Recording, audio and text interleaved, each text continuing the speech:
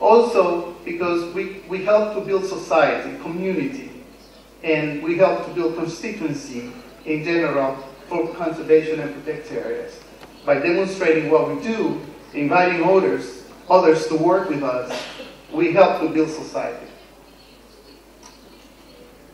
But the management is not easy, and this is not a secret to any of you.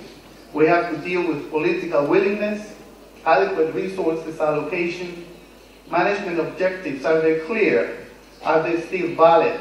Areas that were created 50 years ago, are they still valid today on the basis of the intention or the intent of conservation when they were created? The systems of governance.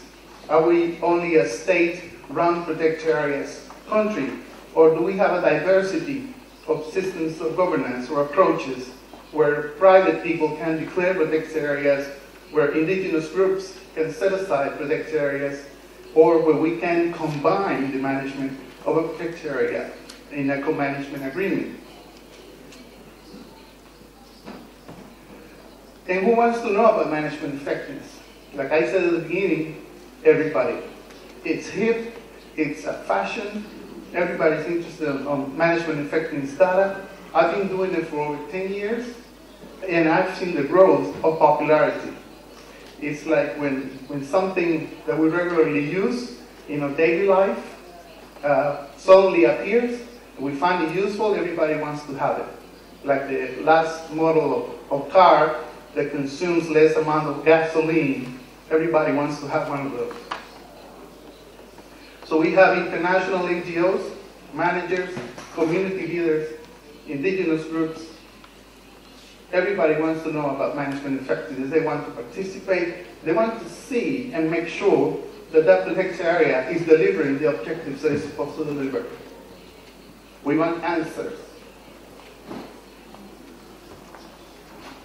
And over these last 10 years, or more, maybe, over 200 years of knowledge has accumulated based on the people that have become experts on management effectiveness.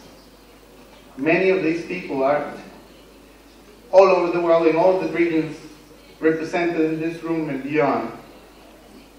In most of these initiatives, most of these people have started working on management effectiveness on their own initiative. And we started becoming organized nearly in 1998. And we have remained organized sort of under the WCPA. So experience is out there. We developed the second version of the guidelines on management effectiveness. This document is available for download in the IUCN website, and it accumulates all the knowledge that you saw represented in the previous slide.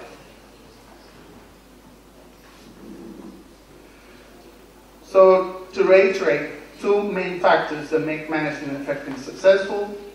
The first one, a high level of commitment to the evaluation by the managers of the protected areas and the owners of the protected area.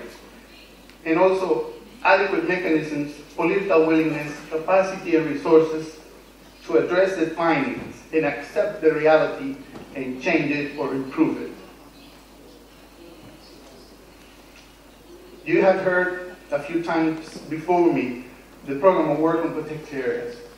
In my opinion, is probably one of the most serious commitments that we have achieved as a human society in history, because we have 188 countries signing on a series of commitments that are not easy to meet and are not cheap either. And demand that countries establish ecologically representative and effectively managed systems of protected areas. So ask yourself this question: how am I contributing to this as Italy, or as a region, or as a part? How am I contributing to this commitment? Italy signed this, by the way. It's one of the 188 countries. Basically, in summary, the goal related to management effectiveness says to evaluate and improve the effectiveness of protected areas management, and by 2010, We have to have frameworks, assessments in place in about 30% of all the protected areas in one country. 30% have to be assessed on the management effectiveness evaluations.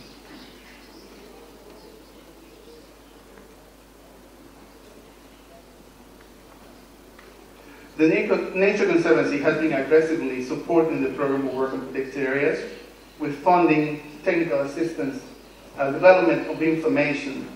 And if you're interested in this information, I forgot to put it there. I'm not good at advertising. But if you are interested, there's a website. It's www.protectedareatools.org. I will make sure that I put it on a piece of paper later, because we have many documents that were recently developed under the framework of the Program of Work on Protected Areas to solve and to help the countries meet the commitments, and basically it's know-how collected from different sources in one, what we call a one-stop shop.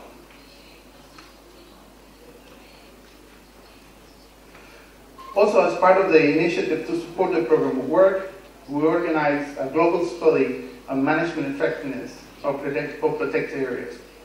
We were interested in collecting everything that was happening on protected area management effectiveness in the world.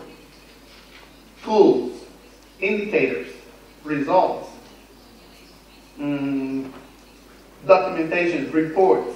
Most of this information, I would say, 85%, has been collected and is available in a database where you can actually look at what the countries and the regions in the world have been doing. It would be impossible for me in less than 20 minutes to show you these results, but it's really exciting because you can start accumulating, aggregating threats, weaknesses, pressures that protected areas are suffering at a country, region, and global level.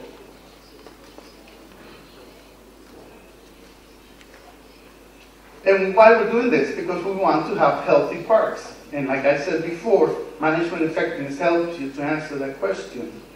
So we have accumulated all this information, and we have, it says 40, it's about 47 different tools to assess management effectiveness. Some that are children of other ones that have been changed and adapted by countries and sites. But somehow they are all related to the WCPA guidelines that I mentioned before. Over 4,000 management effectiveness assessments have been conducted until a month ago. As I said, it's very fashionable now, so I'm pretty sure somebody is doing a management effectiveness evaluation right now in the world. 3,000 of those studies are already incorporated in the database. And if you want to see it, you have to go to the WCMC website. If you want to look at some results, well, look at these accumulated results from the regions of the world.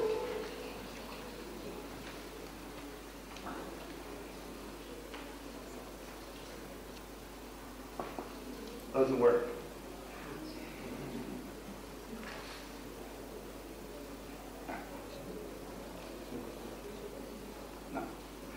That's okay. Don't worry about it. Europe is the yellow one. You can see how many, one in Spain, Catalonia, another one, Rapam, in the center, which is, these are methods to do management effectiveness assessment, and also the tracking tools recommended by the World Bank. Rapam was developed by WWF, and the one in Catalonia was developed by themselves, so it's unique. Those are the assessments that we have for Europe. But look at the red bar. That's Oceania, and that's Australia. Australia conducted 2 states, all the protected areas in 2 states assessments, over 600 assessments in 1 year. So that's why you see all the long bar. The light blue ones, different tools. That's Central America. where most of my activity has taken